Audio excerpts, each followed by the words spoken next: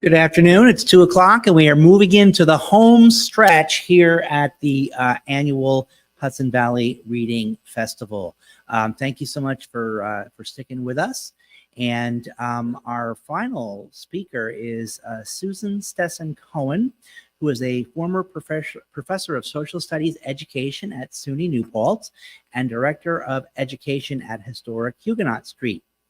She's currently the historian for the town of New Paltz, and she's a recipient of the Bruce Dearstein Award for Excellence in the Educational Use of Local Government Records, the New York State Archives Award for the Best Use of Primary Local Documents in a Curriculum in New York State, and the Pride of Ulster County Award for research on the Ulster County Poorhouse.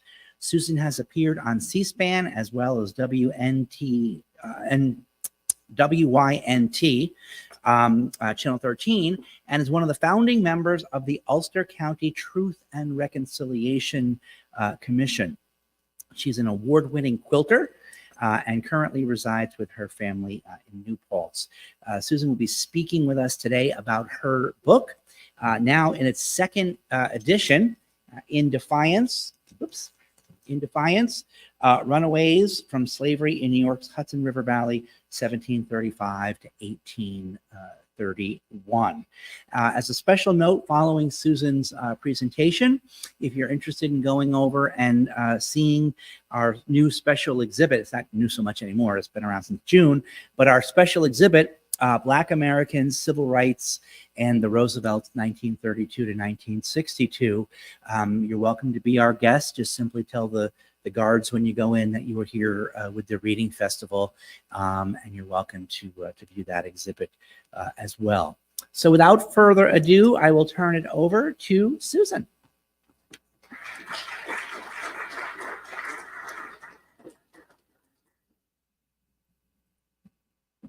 Thank you. And I just did come from that exhibit and it was wonderful. So if you haven't had a chance to get over there, do that. So I'm going to just play a little song for you before we begin, put you in the mood. And it's by one of my favorite people, Rihanna Giddens.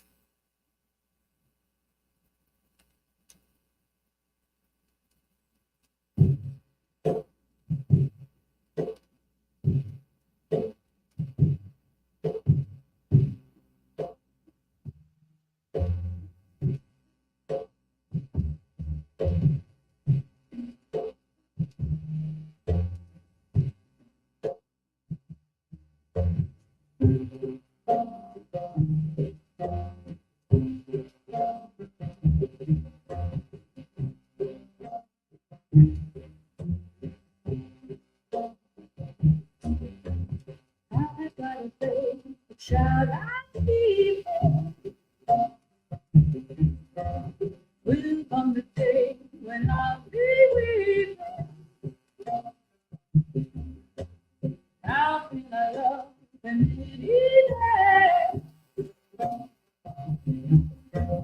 this little babe upon my breast.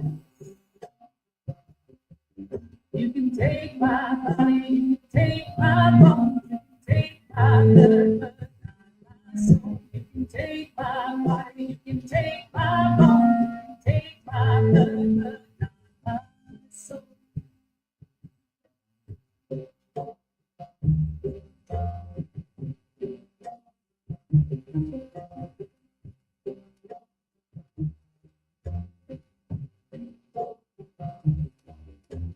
I got a fire that's dark and strong. I was young, but not for long.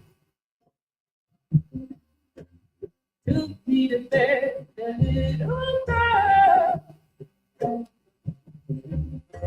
Left me in a woman's world.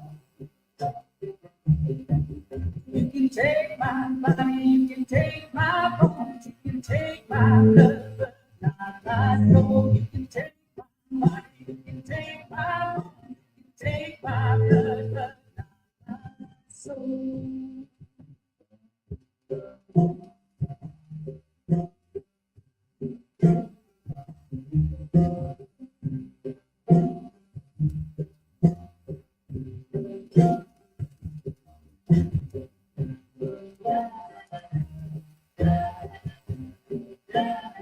Day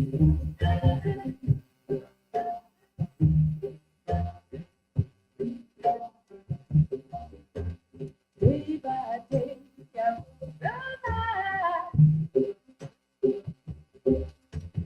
every minute over time. Fingers nimble, fingers quick. My fingers bleed to make you rich.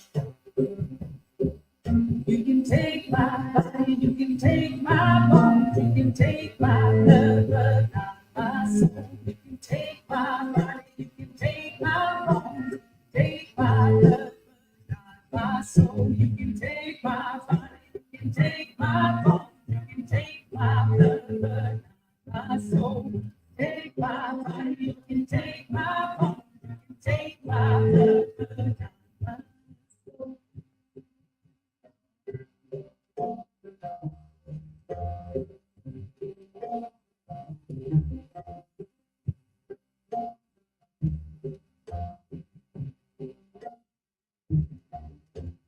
I gotta go with the child I keep.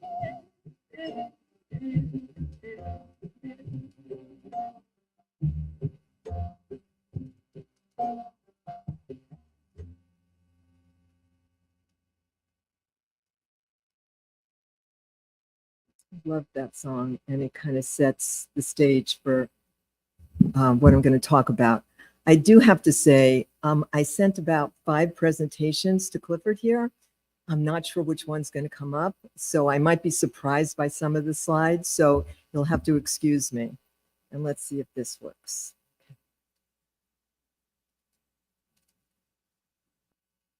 And actually, this is a silhouette of a man that was from one of the runaway slave notices.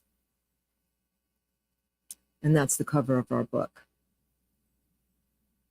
I want to start out, and I'm going to end with a quote by a wonderful man who was my mentor, who passed away 2 years ago, A.J. Williams Myers, who really was a trendsetter and really looked into the Hudson Valley in terms of looking at slavery.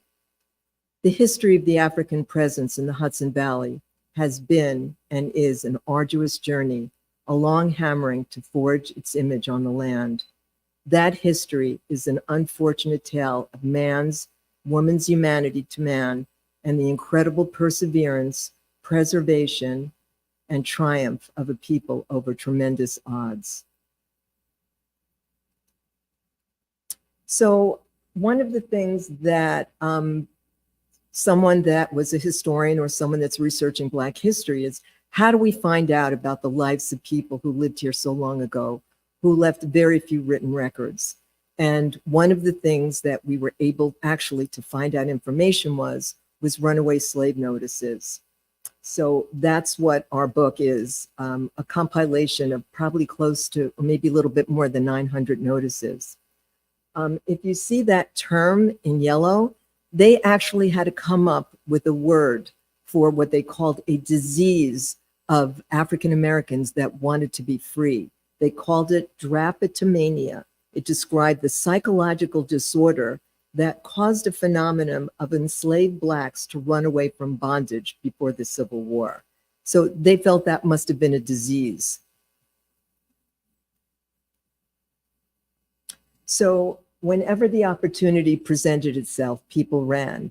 They ran after being tortured. They ran after being hired out, after being punished, fear of their enslaver dying, which actually, I've been working with hundreds, probably I've gone through about 350 wills in Ulster County, not Dutchess County, but Ulster County.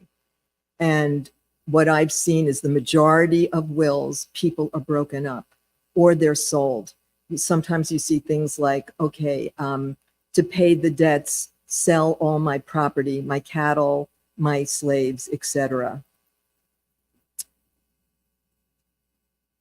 This also is an image from a runaway slave notice. So what I'm going to show you, and I have to say, if you've heard me or seen me talk before, I always begin with the same slide. What you're going to see is 315 years in 2 minutes. There's no music, there's no sound, they're just black dots. Every black dot represents a slave ship.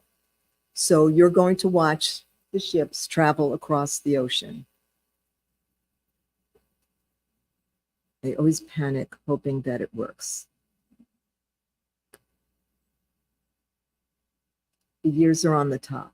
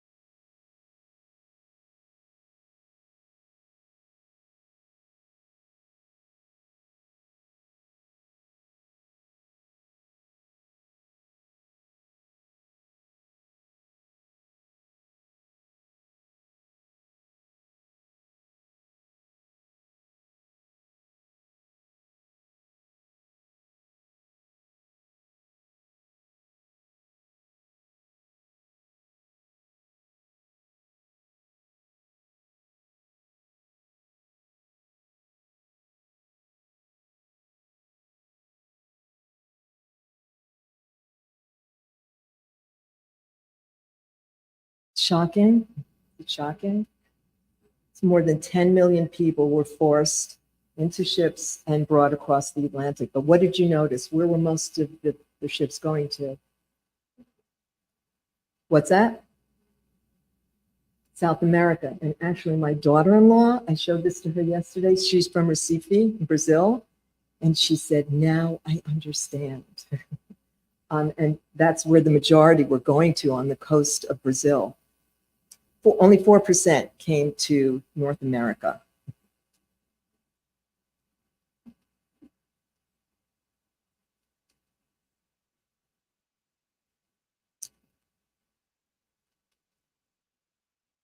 I'll get this. Okay.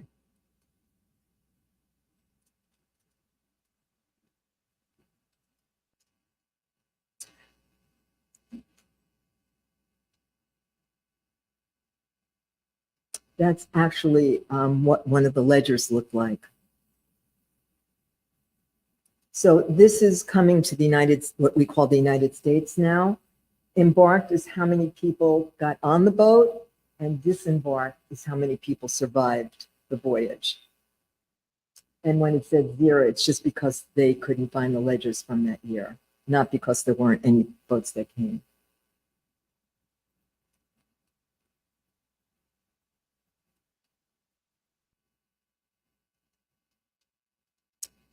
So I'd say about 200 years before the start of the Civil War, the North and predominantly New York played a really large role in the slave trade.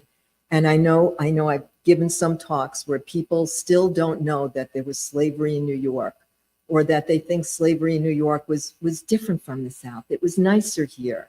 We didn't have those big plantations, but honestly, it was the same. It equated the same. And those of you, I think you'll recognize some of these names. Livingstons, Livingstons, Rensselaers, Beekmans, Van Cortlands, Phillips, Morris's, and actually Morrisiana, people don't know, but that's the Bronx, and that was a big chunk of it. And the Schuyler's. These families were all involved deeply in having slave labor there. So I just put this here just to show you there were some differences. They actually had certain slave codes in the South. And in South Carolina, there were laws that said if an enslaved person ran away, if they were more than 16 years old, if they were gone for more than, I think it was 20 days, they were to be given, it was mandated that they were given 40 lashes. And if the enslaver refused to do that, they would be charged for that, and they would get a public whipper to do that. And actually every town had elected public whippers. If the person ran away a second time, they were branded with the letter R on their two cheeks. And if they ran away a third time, they had 40 lashes and their ear was cut off. They also, after people were whipped, they actually had something that they called pickling, where they would rub the wounds with salt and vinegar to make the pain worse. We did not have that same kind of law in New York, but as you'll see from some of the notices I have and some of the documents, that it was still just as harsh in New York. So there's something called a hue and cry. And I think those of you maybe have seen it in like movies where someone gets up on a platform and they start telling you, hear ye, hear ye. Before there were written notices and we didn't have newspapers, they had these hue and cries. And the first one we know about was in 1679 up in Albany. And there was a man named Jacob who ran away. So sometime, I'd say what was 1725 in November, New York Gazette opened up its doors, and it was actually the first newspaper in New York.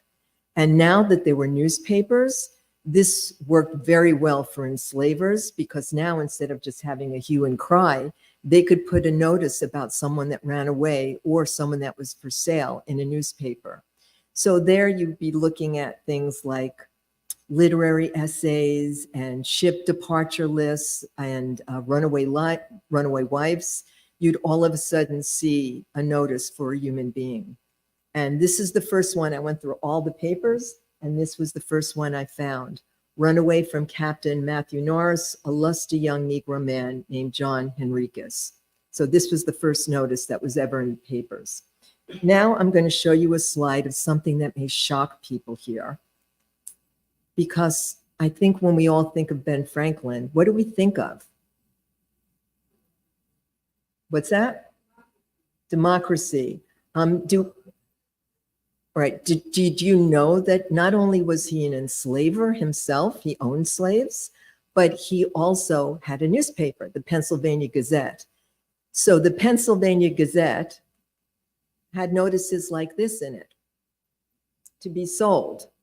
And what happened actually at that point in time, newspapers became like the advocates for enslavers, because they got a piece of the money that was retrieved either on a sale or a runaway notice. So not only did he enjoy the use of a human being, but he also got kickbacks on all the enslaved and for sale notices he put in his newspaper.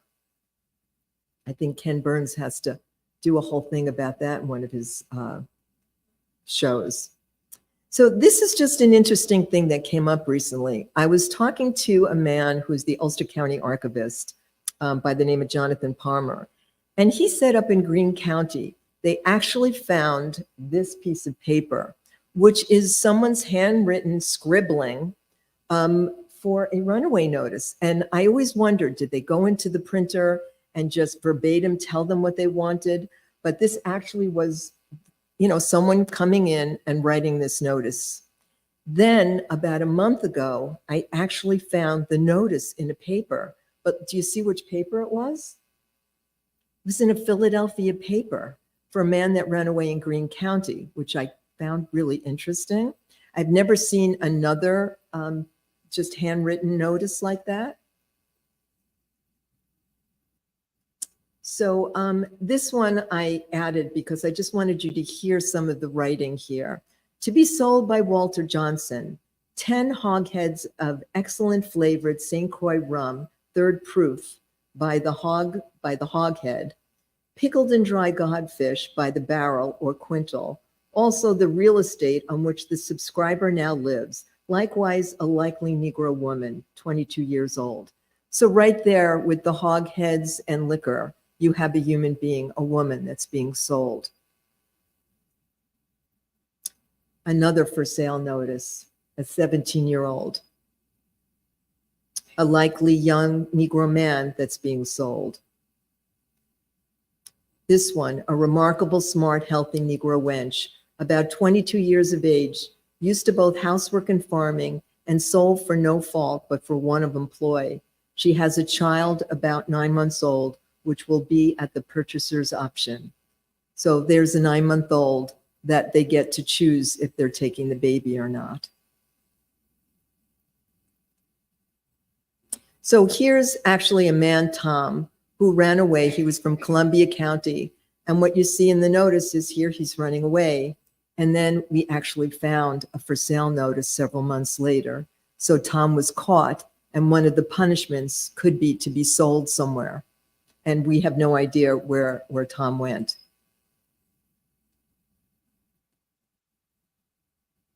Here's Dublin and Ned Guilford of Ulster County. And this notice I found recently, and what I hadn't realized is when someone ran away, when they got caught, if they did get caught, they would be penalized and punished for running away. But almost all of the people that ran took something with them. They either took clothing, or they took, sometimes they took spoons, silverware, or they took food. Most often it was a lot of clothing, but I never realized that they would actually be prosecuted for stealing as well. So they'd be punished for running, and they'd be punished for stealing as well. This was an article that was in the Plebeian, which was a local Kingston newspaper. A Negro man, woman, and boy, either separate or together. The parents are about 22 years of age and are perfectly acquainted with every kind of business about which servants are employed. So again, you see families being broken up.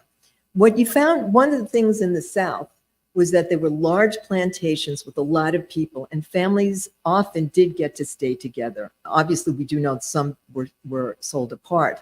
But in the North, people generally had, except for those mansions that I showed you before, they usually had only maybe 1 to 3 enslaved people living in their households. So if you're enslaved, if the enslaved woman that lived with you had a baby, or you just wanted to reduce the number of enslaved people you were supporting, they would sell you and break up your family. So it happened much more often here, where people, kept enslaved people, usually in the cellars or the garrets of your houses. We are finding some slave quarters, but most people, again, they were living in the households with people. So what do we see in runaway slave notices? And actually, this lists all the kinds of information we can find in a notice. So what I did when I first did a talk on our book, I opened up the book and I pulled out one notice. And I thought, oh, this is a long notice, and this was a really interesting person. And I kind of got sucked into the life of Robin. I had no idea where this journey with Robin would take me. And as you'll see, he kind of weaves in and out of the whole story. it did lead me to believe that if I had a chance to look at any of these people, how much I could find out about their lives. So this is Robin. Robin, okay, in our first edition of our book, this is all I knew about Robin, that he ran away on July 26, 1762. Now, this is a transcription of that notice, and some of the things in yellow I'll talk to you about, but what we know to start with is in 1762, Robin had been enslaved to a man named Dr. Thomas Wright, and Thomas Wright put this notice in the paper. We knew that he ran away and was caught, and then ran away again because it says that he was caught by the constable. So I'd known he'd run away 2 times. Then a few, I'd say probably 2 or 3 years after the first edition came out, I found this. The same time, another newspaper has a different story about Robin. It says here, it's supposed he's gone off with a likely young white girl by whom it is reported she is with child, and it is thought she will protect him under the character of being her servant. So now I found out that he ran away with a woman, and again, led me to understand a little bit more about Robin's life. I don't know why the other newspaper didn't include that, but I thought that was something important to know about his life. And it was the same date of the paper. So at some point during Robin's flight, we know that he was taken up in the town of Eastchester by the jail. Often you see taken up, and that means they were caught and jailed. But before Dr. Wright placed that ad in the paper, he would probably try and find Robin himself or go to his neighbors. And what you find out is that what we see in the notices is probably just the tip of the iceberg, because most people were either caught within a few days or they came back on their own, because sometimes they ran just to see a loved one where they used to live, and they'd come back.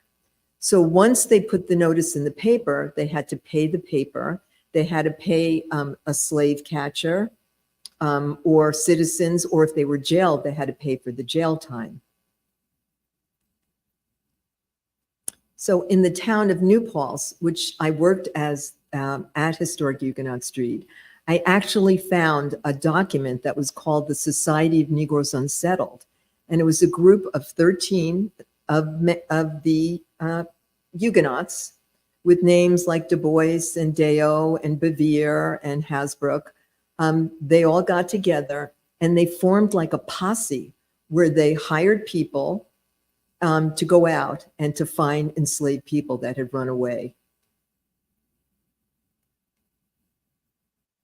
Then this is another document that popped up recently, and this was pretty shocking to me. There was a man named Adam that ran away, and in 1795, Adam fled. He had been enslaved to a man by the name of Jacobus Newkirk. Now, sometime after Adam ran, Jacobus died, and he left a will, and he left this man, Adam, to his heirs, even though Adam had run away. So he actually was sold, even though he didn't live here anymore. Adam was sold to a man named James Oliver. James Oliver, for years, knows nothing about Adam, but then finds out that 12 years later, after Adam fled, he found out that Adam was seen somewhere in Boston. So people were never safe. 12 years later, someone saw him. And so he sends out a legal letter. This is the legal document that was at the Ulster County Hall of Records. And this is the description of Adam. A certain Negro male slave named Adam, the age of 49 years, his height, 5'10" or 11 inches, complexion inclining a little on the yellow side, which means that he's very light-skinned, a weaver by trade, his teeth standing pretty single, his nose a little flatted. He's addicted to foreshine. He lisps a little bit. He can read and sings Methodist hymns. And he says here, he's the lawful property of James Oliver. I don't know if he ever found him, but it's the feeling of that. If those of you that either read the book 12 Years a Slave or saw the movie, no one was ever safe. Even if you were a free Black man with the fugitive slave law, you could be caught and brought back. Some examples of people, Levi of Dutchess County. He was actually, who was the man he was enslaved? It was in Staatsburg, which is right near here. And he was enslaved to a man by the name of Job Mulford. Some of the people that I had in Staatsburg, I gave a talk at the mansion recently, and people were in the audience saying, I live on a street named by this person, which was kind of interesting for people to find out. Here's another one, Job Mulford, several years later, again, a runaway person. Susanna and Brom, and here's a woman that ran away with her child, a Negro wench named Susanna and her son named Abraham, commonly called Brom, formerly the property of Cornelius Newkirk of Hurley.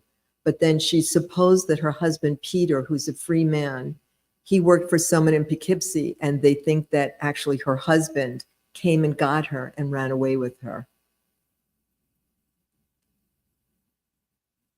So people often, and I tried to figure out, did enslaved people, were they given names by their enslaver? Did they take their own names? And I think most of the time they were given names by their enslavers. And often when they ran, they had alias names, because obviously if your name was Rob, if you run away, you don't want everyone to know your name is Rob. So people took alias names, but it seems that enslavers still found out what their alias names were, because we found that in a lot of the notices. Sarah, alias Jenny, Jupiter named Kilsby, etc. And here's a man named Jack who called himself Freeman Jack. So I thought that was wonderful that he took that as his name. So I started going through the lists of names of people, and some names took Roman types of things like Pompey, Pomp, Caesar, Hannibal. Then you see Plato, Jupiter, a lot of biblical names like Ishmael, Jacob, Abraham. Then you see the typical Anglo-Saxon name like Jack. There were 57 Jacks. And sometimes you'd see the same enslaver give the same name to people, and they'd have like 2 or 3 people with the same name Jack. African names you'd see sometimes, names like Singo. Country names like Africa was just the name of someone. And if you have any questions, it's a small enough group, you can just kind of yell. I'm going to call on you soon too. So here's gender. Okay, so a total of about 16% of the people that ran away were women. Why do you think so few women ran away? Didn't want to leave their babies. Why else? Try and think of Dutchess and Ulster and the Hudson Valley, what it was like a couple of 100 years ago. Freezing cold in the winter, right? It used to go like below 30. What else is here? And I know it's hard to believe this. We had wolves and we had panthers, because I see all the wolves and panthers that have been killed and brought in for money. They wanted to get rid of every single wolf and every single panther, and they did a really good job because there are none around here anymore. So again, it was dangerous for women to run. Also, men, most of the time were working outside the house, were working in the fields and got to know the territory, the grounds, whereas women usually were being watched more in the house doing household duties. So here's a chart that shows by year, and in the book it's a lot bigger and clearer. I took a look at North Carolina, and it was almost the same thing, which was interesting with women and men, the percentages that ran away. So here's the female daughter, female and her daughter, a Negro wench, speaks broken English. And again, wench is not a nice term to call someone. Someone that's called a wench is very derogatory.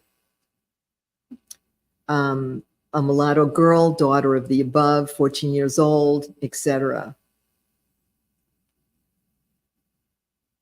And some of this, the pieces that I have, they're sculptures made by Vinnie Bagwell. I don't know if those of you are familiar with her work, but she's an outstanding sculptress.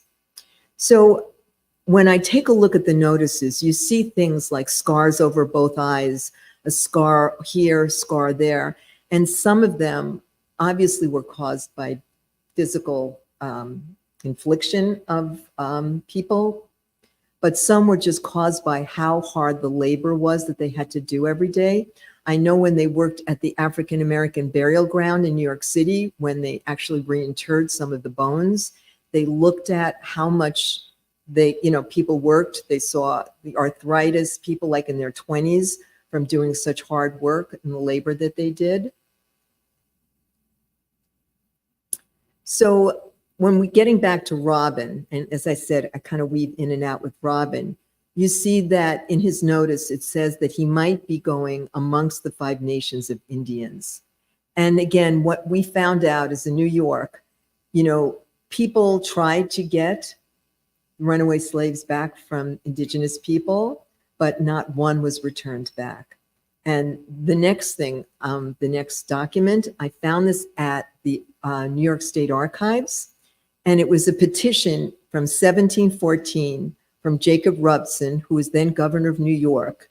And he said that there's this man who was a slave to Louis Du Bois of New Paltz, who's somehow bringing and leading enslaved people up to be among the Minisink people. And they're upset that the Minisink are letting them marry with their wives. And they were trying to make the governor stop this from happening, which I found really interesting, that the Minisink people were encouraging runaway slaves to come and marry with their people.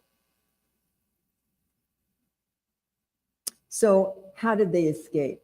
So these are just different examples of different ways that people escaped. Okay, I can ask this one to you now.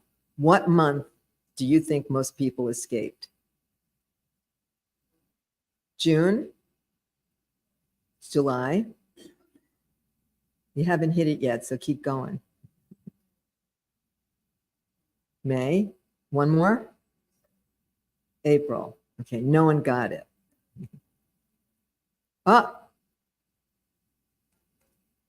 Well, you were closer. September.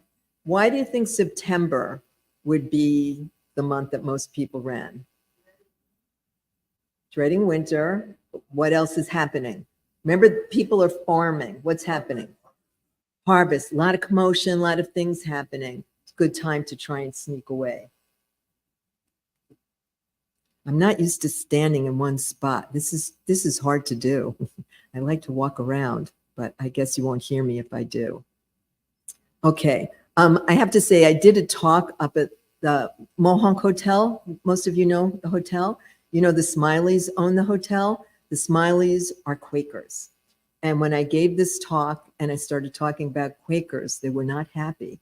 Hopefully there are no people that were Quakers here, but if you are, Quakers did enslave people, not from the, not near the end, they stopped, but they were enslavers at some point. And as you see here, every type of occupation of people were enslavers, getting down to presidents. Many presidents were enslavers. Now here's somebody, those of you, how many people are from Hyde Park? Nope. Oh, a few of you. Okay. Have you heard of Samuel Bard? Okay. Samuel Bard was actually one of George Washington's doctors. And people say if he'd been there when Washington was bled to death, he might have been able to save him. But anyway, he starts Columbia Med School. Out of all the 900 and something notices that I've looked at, this is the only notice that there's something kind said in the notice. And he says here, a Negro man named Caesar, what he took with him. It's supposed he may be wandering about, perhaps near Poughkeepsie. Should he be met with, the subscriber requests that he be kindly treated. First one and only one I've ever seen that said that. So those of you that are Samuel Bard people, and again, he was very involved with the church, I think, down the road here, and owned property here, lived right down the road. And those of you that have seen the murals at the post office, there's many depictions of him in the murals with enslaved people around him. And there were some enslaved people that were willing to make the ultimate sacrifice. And I did find a box at the Ulster County Archives that nobody knew about that were called the coroner inquests. And I kept finding all these coroner inquests about people of color.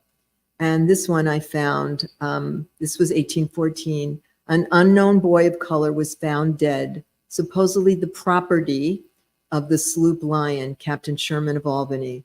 The boy jumped out of the boat. He just jumped out and sank. So I have several women that I think, like the story Beloved, gave their babies up. And the babies that I saw were very light-skinned babies. I think we all know who the fathers were of all these very light-skinned babies. And here you'll see, here's a chart. This is actually a description. These words were used to describe the colors in the notices. And you see we start with black and we end up with white. So every shade in between. It was amazing how many of the notices talk about people that are yellow, light mulatto. And again, often their father is the man enslaving them. So this we found actually after the first edition, which was really important. I'm going to read this to you and tell me if you can figure out who the woman that's involved with this man might be. I'll give you a hint. She's very famous. He has trampled the rutted dirt roads and wet swamps, sleeping in the woods at night, dodging behind trees to avoid the wagons that roll by. On reaching the city, Tom, and Tom is the man that ended up being married to this woman, had hidden out for a month in those dark alleys that sheltered so many runaways, but he never found his wife. Instead, the slave hunters had found Tom and returned him to Dumont. That's the key word. The scars on his back were what remains of his master's greeting to him that day. And John Dumont put this notice out for this man. Does anyone want to guess who Tom's next wife was?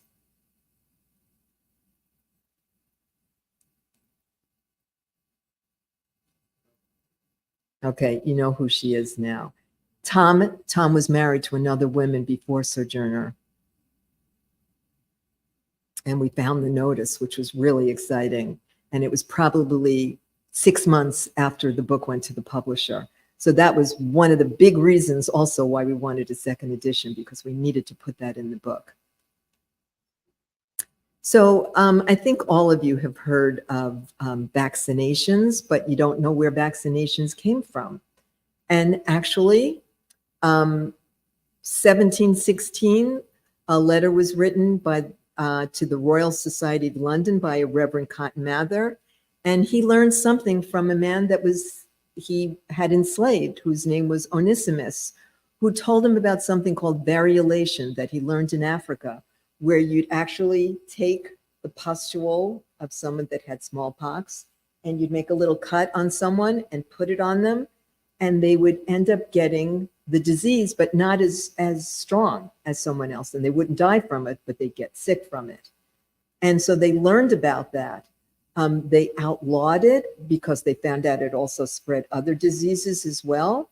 But by the time of the Rev War, they realized so many people were living in tents together, giving each other smallpox, that they started using these variolations, which then became vaccinations, which we've all heard a lot about. So diseases really hit enslaved people. They had bad nutrition, exposure. They did not have even though the comforts obviously then were not the same as now, but they did not have any of those comforts.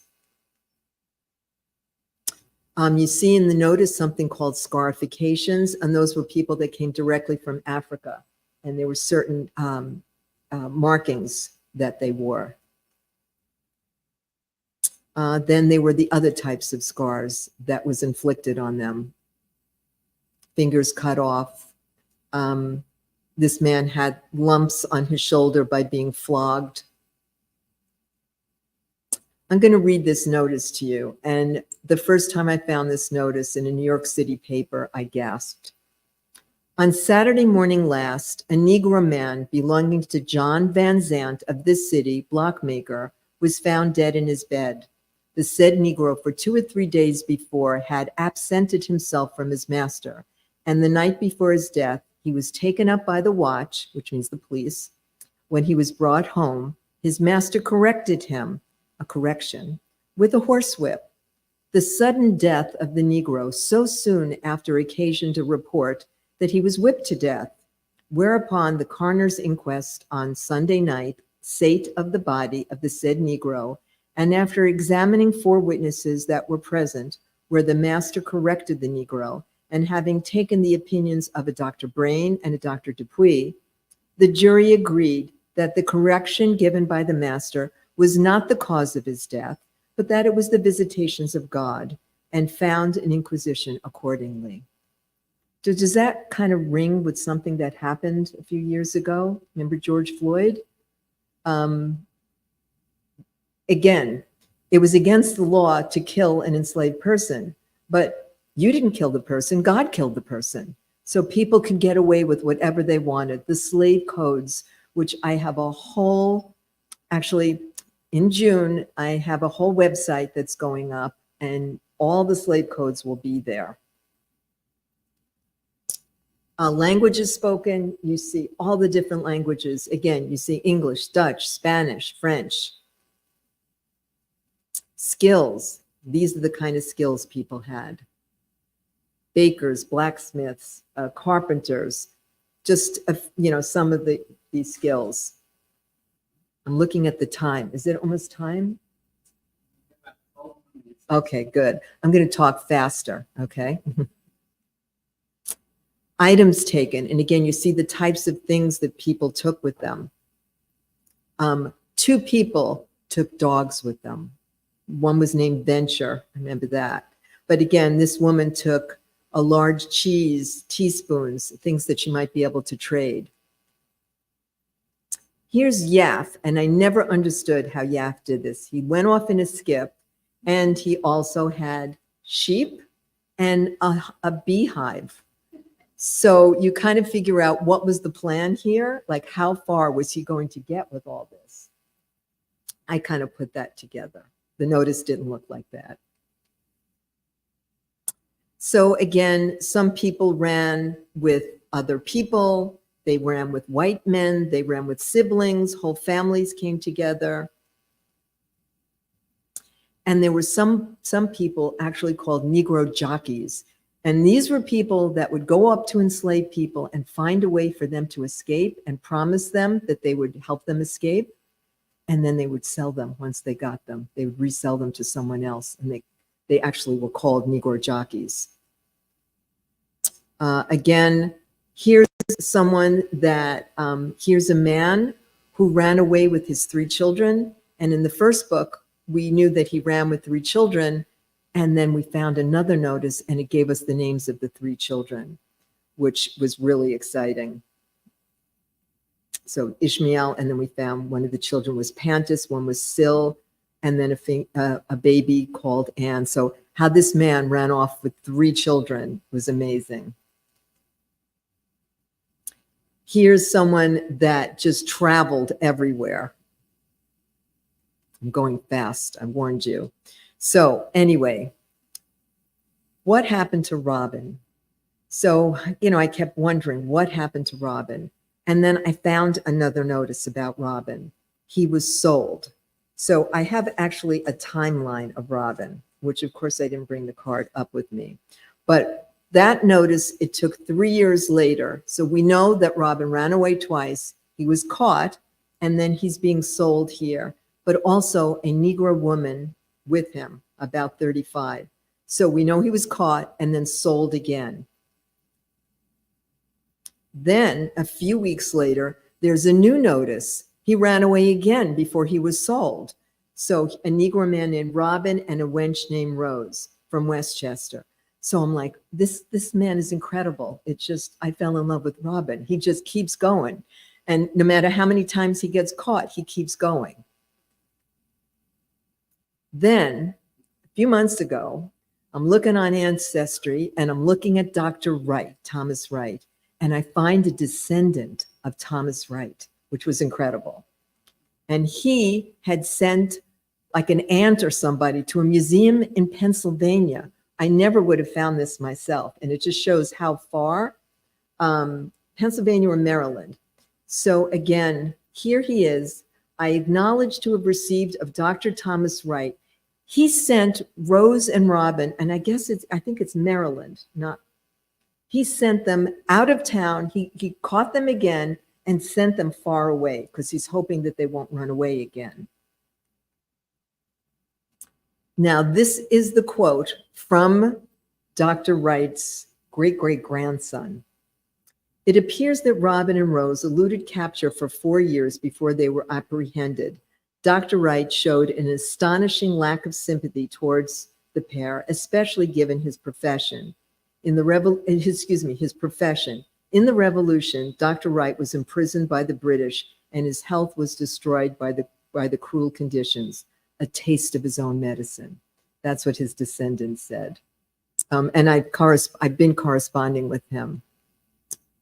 And then, okay, they ran away again. Ran away the 14th of October last from Dr. Thomas Wright of Eastchester. Okay, but they come here, you see where they are, middling size. Okay, he formerly lived with Thomas Palmer in Maryland. So they ran away in Maryland again.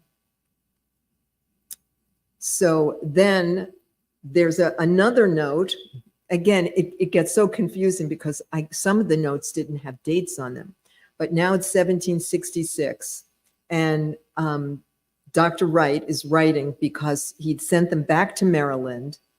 And then this really sad notice comes up. I wrote to you a few days ago, but since I've received a letter from him dated the 13th, my Negroes got prepared for another elopement. So they had captured them again and knew they were running. So this time it says, okay, he's got Robin and he's got him in shackles and he's putting him on a ship for Madeira. So I don't know if he ever got out of it again, but when I got this one myself from the museum, this was the one that broke my heart because I kind of felt like he managed to get out of it every time. It doesn't say what happened to Rose, and it doesn't say, I don't know what happened to Rose was pregnant. I don't know what happened to that child, if the baby lived or not. But I don't know if he escaped before they shipped him off to Madeira. They have him in captivity in shackles, but he's done other things. And my hope is that maybe he escaped again. I keep thinking that in more time I'll find out more about him. But to me, it was amazing to find out so much about this man and this woman's life. So I want to close. And again, I probably skipped about 30 slides that I have on my longer presentation, but I needed to close with my dear friend AJ's words. So let it resound across the rivers, the mountains, the fields of vegetation. The lives of the enslaved did and do matter. And that heartbeat can still be heard and felt at this very moment. Yes, Black lives do matter. And I'm going to close with that.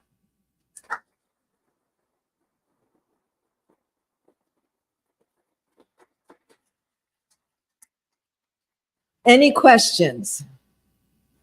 You have to come up with at least one question because then I'll feel like, oh, nobody really.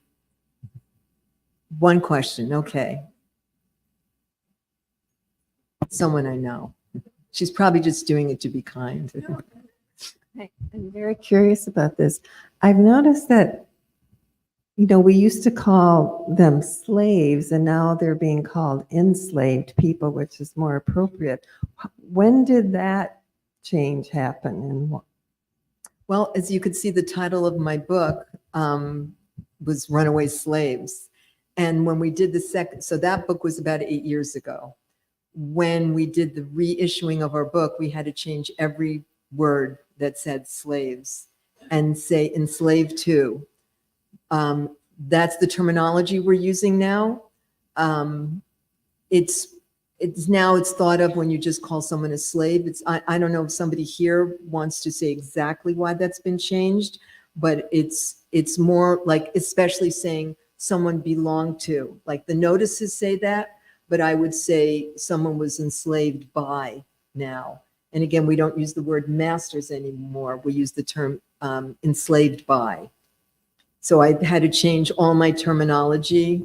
It's hard because you want to make sure you're being politically correct with how you're describing people. So between 8 years and now, who started it? I don't know. I just know I had to change everything. So because I want to make sure I'm being respectful myself and using terminology that people would think. Instead of often saying African Americans, I say people of African descent now as well. Thank you very much for this. It looked like you got a lot of your information from different historical societies all over the country. Were there any religious institutions that provided you with information? Was that ever a source? Interesting question. The work I'm doing on, and I have to say, I want to put a little plug for June 9th. June 9th is going to be a really big day in Ulster County. I'm sorry, not Dutchess County, because for 3 years I've been researching every single thing I could find, along with the team of people on slavery in Ulster County. And part of it is a presentation on June 9th at the Old Dutch Church on Wall Street in Kingston. And we have a walking tour of slavery in Kingston that will be unveiled, a free publication to anyone that wants it, with vignettes about stories of enslaved people that lived in Ulster County. And some of them may have crossed over to Dutchess County. 4 of the enslavers were dominees at the Old Dutch Church. I did get records from them, from the Old Dutch Church. It's not easy to find records from the AME Zion Church, which is the Black churches I'm having a harder time finding information from. But that one church, and that's all I could say, is in Ulster County. Old Dutch Church is not happy with their history, but did provide it. And a lot of it's also up on Ancestry. They have the baptism records and they copied a lot of the books from the churches. So again, they haven't seen the walking tour yet, so I'm hoping they're okay with that. I think a lot of people are not going to be happy with all the information that we have, because we've also, I have every single house that I could find in Ulster County that enslaved people on a map. And you can look at that map and click and see that house's history of slavery. So there's a lot of people that might not be happy with some of this. But I'm hoping a lot of people will be okay with it. Any other questions? And again, I'll be doing a little bit of book signing out there. Is there a U for every county, or is there a U for Dutchess County? And if not, why not? I'm very persistent. I have to say, there's a special person, Jimmy Buff, who runs Radio Kingston, who approached me almost 3 years ago and asked me as a historian, and asked Albert Cook, who is a teacher, if we would want to be involved in a committee that would start looking into the history. They supported us until December. And then in January, Ulster County took over, and they're actually supporting us until June 9th and paying for our publication, our walking tour, etc. So the county is supporting us now and putting our stamp on our work, which is pretty big. And we're hoping, those of you that know Levada Nahom is the interpreter of Black history for the state of New York. And Levada is hoping that Ulster County can be an example for other counties, what you can do. We will have a website that will be hopefully like a catch-all, like have everything that you can find. I have databases that deal with everything and where you can find the information. So it would be great if other counties can do it. You need someone like Jimmy Buff that can get started.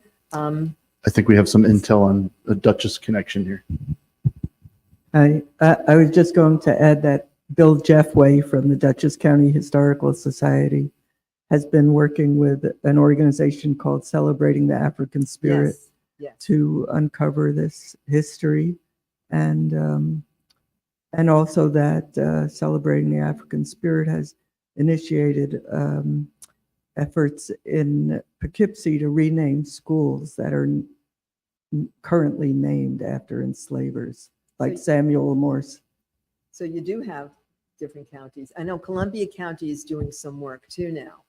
So it's slow, but different counties are starting.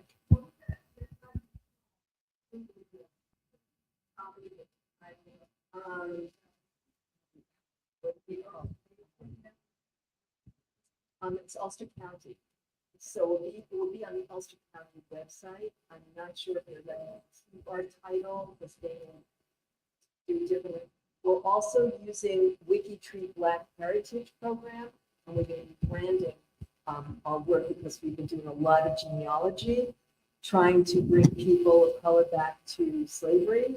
And I actually found, doing genealogy, 3 people on our advisory board were related and on the same tree, and they didn't even know each other before this.